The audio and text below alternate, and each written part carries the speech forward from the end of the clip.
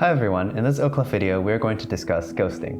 Ghosting is a tool that is used to fix voicing between the two hands. Most people have a dominant hand. This is a hand that is stronger in both strength and in coordination. A common problem for players is that the dominant hand will often be heavier on the piano than the other hand.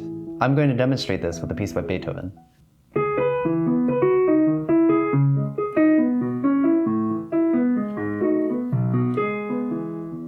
As you can see, the right hand was played a lot louder than the left hand. Ghosting is an exercise where you play very softly with your dominant hand, while your other hand plays normally. This exercise helps create a balance between the two hands, as well as working coordination between the two hands.